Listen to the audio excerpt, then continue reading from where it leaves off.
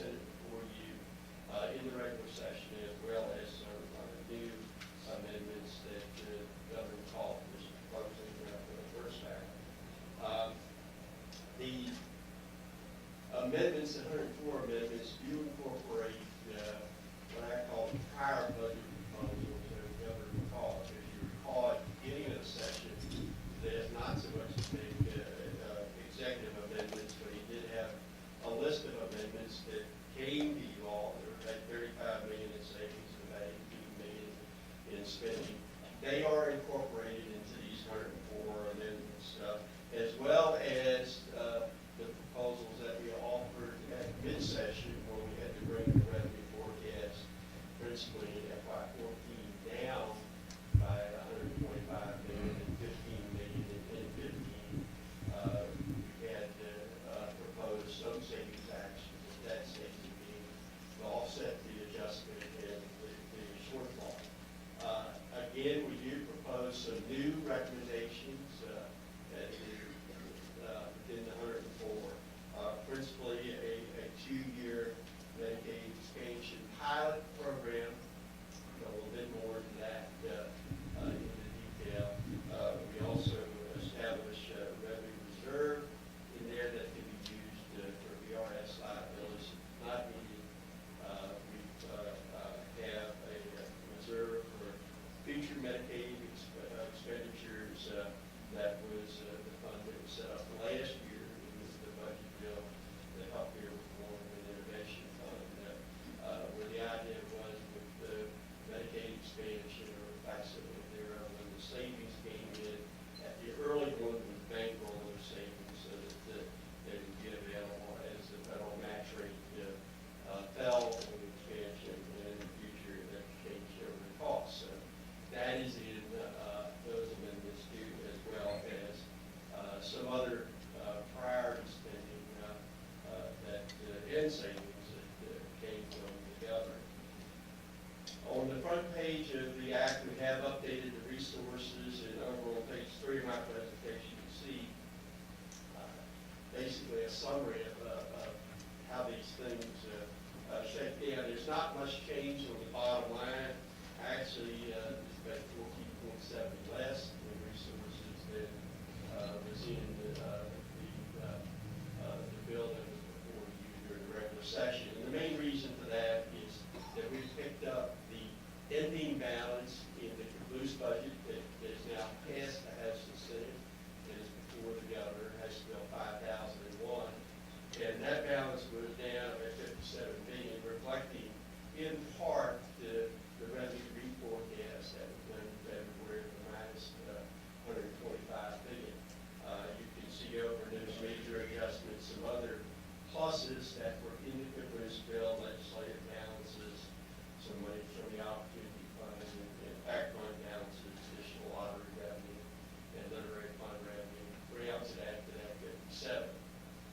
So we pick up at the ending balance of the caboose bill. That's the beginning balance in this bill. Adjustments to balances account for some of the plan reversions that would take place in 15 and 16 as judicial balances, some money in the Defense Commission. On the revenue side, we've updated the revenue forecast for 15 and 16 for a few things, mainly legislation, about 8 million from various pieces of legislation that came through the regular session.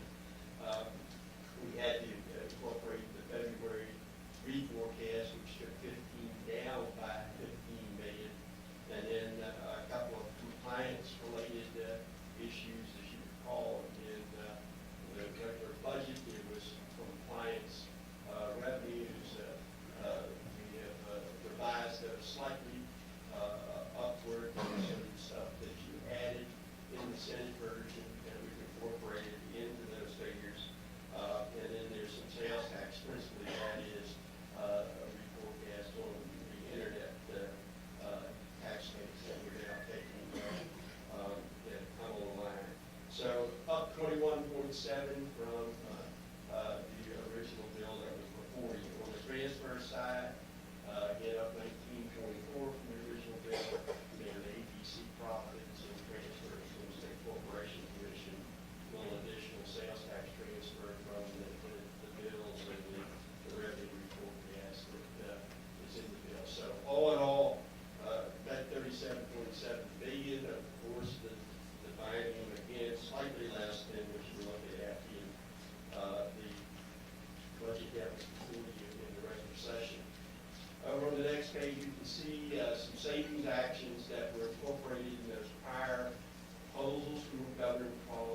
executive amendments and the proposals that we made with their revenue adjustment in February.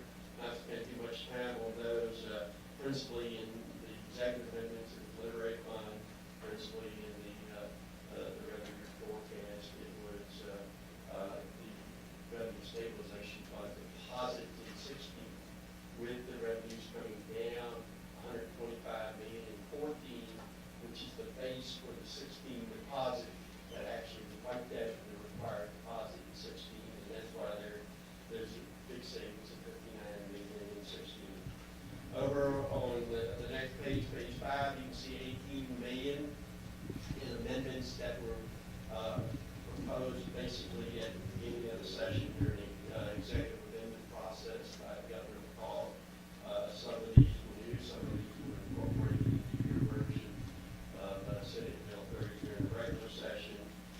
Principally, there were a partial hold harmless on direct aid for public schools, at 3.2 million. There was money for the cost of competing adjustment in Northern Virginia for support positions in K through 12, 5.3 million. There was additional money for the assessments on the ID and ED Medicaid waiver slots to help the DOJ transition, and there was some money for state police in terms of automobile replacement and gasoline. All in all, at 18 million, I think you had previously been briefed on those, and I should be familiar with them. Now we get over to the new stuff. Here is the Medicaid pilot, and it was placed in the bill as a Medicaid expansion, which was different than the proposal that the Senate had. And one of the reasons that we did it that way was basically for simplicity. If you look at the language that surrounds that amendment, it does allow for contracts with private healthcare providers. So it was not intended to be totally restricted to just pure Medicaid expansion, but with the 2-year pilot, one of the principal things that we wanted was assurances from CMS that you could opt in and opt out, and we did get that in the letter that the governor published about a week ago from CMS. So we had to make it simple, and it was simple for costing heavy. In all the previous budgets, Medicaid expansion really didn't have a base in terms of savings. We talked about savings through 2022, and here you have sort of line by line in the budget that is predicated upon that simple expansion taking place on January 1st, 2015. There was some confusion when the governor introduced it. He had said that hopefully we could get this done earlier, perhaps October. If we did, it would be more savings than what you see here. If it took longer, obviously, it would be less savings. But the savings are taken from the expansion coming online January 1st of 15. And as you look down this list of about 6 or 7 programs that are affected by the expansion, as you would imagine, you see savings in basically the programmatic areas, that is, whether it's community service boards and the waiver slots that go through there that pay for state money that now would be picked up by the expansion, whether it is through the regular Medicaid program or